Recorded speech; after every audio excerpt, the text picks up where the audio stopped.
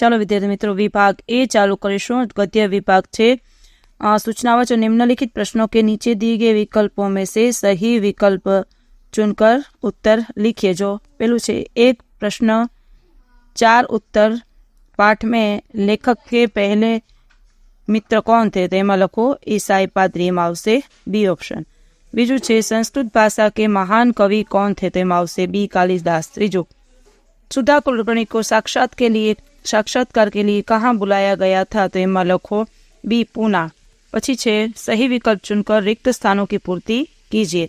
एमां चौथुं आद्री गिद्ध चीनी लेखक है।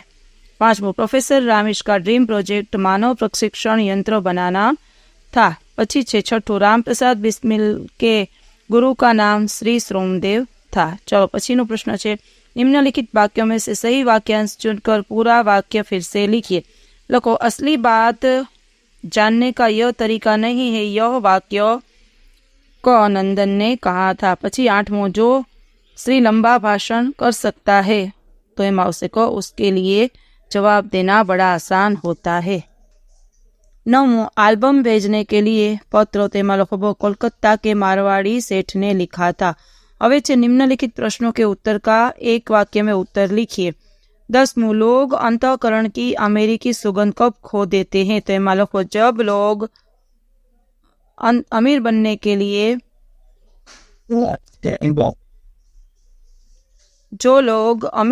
के लिए कृत्रिम जांच में फंस जाते हैं, वो तब वे अंतःकरण की अमेरिकी सुगंध खो देते हैं। 11वां गला फाड़ फाड़ कर कौन रोता था, तो लखो गला फाड़ फाड़ कर बुढ़ी काकी रोती थी। चलो निम्नलिखित प्रश्नों का उत्तर 2-3 वाक्यों में लिखिए। 12वां छे हमारे देश में किस प्रकार जागृति आ सकती है, तो एमां लखो हमारे देश के लोग अपने काम में गर्व नहीं लेते, उनके अलावा वे अपनी जिम्मेदारी भी नहीं समझते। यहाँ के लोग श्रम का महत्व नहीं पहचानते और स्वयं मेहनत करने से परहेज करते हैं।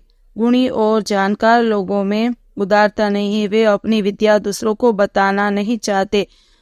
यदि इन बुराइयों को दूर कर दिया जाए तो हमारे देश में जागृति आ सकती है। हवे छे अथवानो प्रश्न नंबर 12 पण लखिए विद्यार्थी मित्रों। कवयित्री की राज्यसभा कवि कालिदास का सम्मान किस तरह करना चाहती है। उज्जैनी की राज्यसभा कवि कालिदास का सम्मान किस तरह करना चाहती है, तो लखो उज्जैनी की राज्यसभा का प्रत्येक व्यक्ति ऋतु संहार के लेखक कवि कालिदास को जानता है। सम्राट ने ऋतु संहार पढ़ा है और उनकी प्रशंसा की है, इसलिए उज्जैनी की राज्यसभा कवि कालिदास को राजकवि का सम्मान देकर उन्हें सम्मानित करना चाहती है। पछी से निम्नलिखित प्रश्नों का उत्तर 4-5 वाक्यों में लिखिए। तो लखो सुधा मूर्ति महिलाओं के लिए किस प्रकार प्रेरणा मूर्ति है, तो लखो सुधा मूर्ति एक साहसी और दृढ़ संकल्प वाली महिला है। वे समाज विकास तथा समाज सुधार के प्रति समर्पित है। महिलाओं के प्रति अन्याय उन्हें सहन नहीं होता। टाटा की ओर से इंजीनियर थी। आवश्यकता वाले विज्ञापन में महिलाओं के लिए आवेदन न करने वाला वाक्य के खिलाफ उन्होंने आवाज उठाई और टेल्को में इंजीनियर के पद पर पहली महिला के रूप में उनकी नियुक्ति हुई।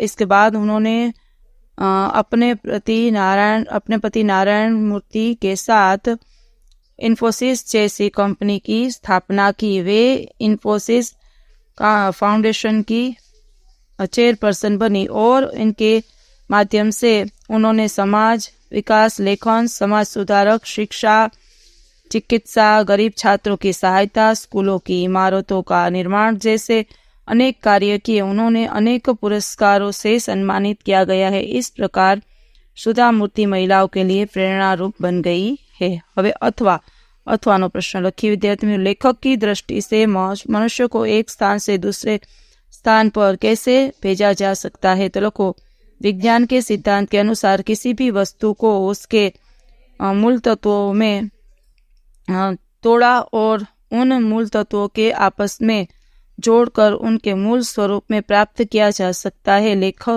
लेखक की दृष्टि से मानव शरीर भी विभिन्न प्रकार के तत्वों से मिलकर बना है, इसलिए मानव शरीर को उसने मूल तत्वों में विभक्त कर उसे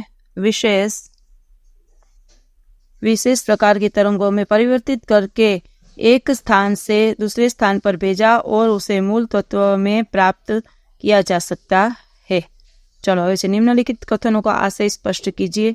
ચાલો વિદ્યાર્થી મિત્રો, હવે પ્રશ્ન નંબર 14 અથવાનો લખીશું। धन सुख का जादूगर भी और शांति का डकैत भी। लखो, सुखमय जीवन जीने के लिए धन बहुत जरूरी है। धन से तरह तरह के सुख सुविधा की चीजें खरीदी जा सकती है। मनुष्य जादू की गति से ऐशो आराम की जिंदगी जी सकता है, पर धन का एक दोष भी है। धन आने पर मनुष्य की अविद्या से अधिक धन प्राप्त करने की तृष्णा बढ़ती जाती है। वह किसी भी तरह से अधिक धन प्राप्त करने का प्रयास करने में जुट जाता है। इससे मनुष्य की शांति गायब हो जाती है, उसका मन अशांत हो जाता है। वह धन के पीछे पागलों की तरह भागने लगता है। इसलिए कहा गया है कि धन सुख का जादूगर भी है और शांति का डकैत भी।